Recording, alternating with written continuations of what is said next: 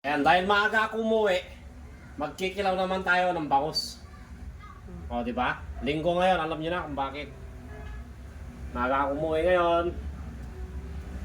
So, itong mga buntot, yung naman loob, tsaka yung ulo, gagawin natin siyang ano, sasabawan natin. Papaitan, kung tawagin, pinapaitan. Itong mga ulo, sayang eh. Walang tapon. O, di ba? Ikikilaw ko lang yung kanyang katawan.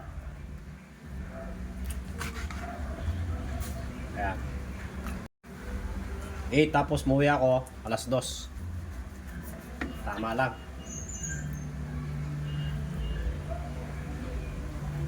Hinugasan ko na siya ng ano, suka. Ayan, malinis na siya. So, titimplahin na natin paminta, sibuyas, tsaka luya. Lagyan natin ng mga ilang pirasong kalamansi.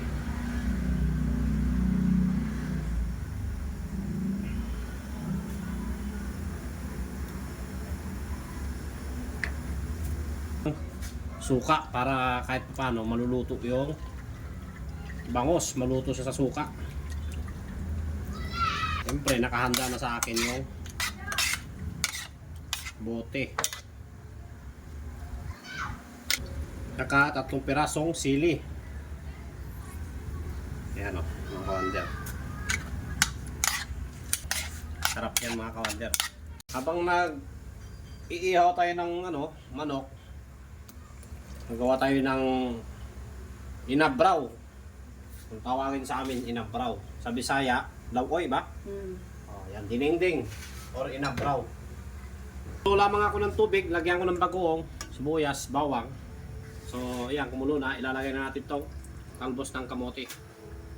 Ganyan lang kasimple. Tsaka malunggay. Ito mga kawander. Yan lang po ang ulam namin ngayon. Fresh. Ito na yung aking iniinom pa. Maria Clara. Ano naman? Dito naman kay Pilas. Pilas ko ito. Takal na rin akong umiinom ng ano, hard.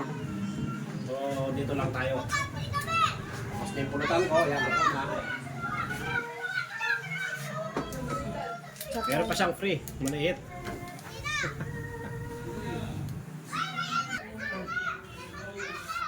Ito na, oh. Nag-ihaw tayo ng manok. Ano? Puro hita ng manok. Oh, di ba? Ang aming panghapunan ngayon. Inabraw tsaka inihaw na manok.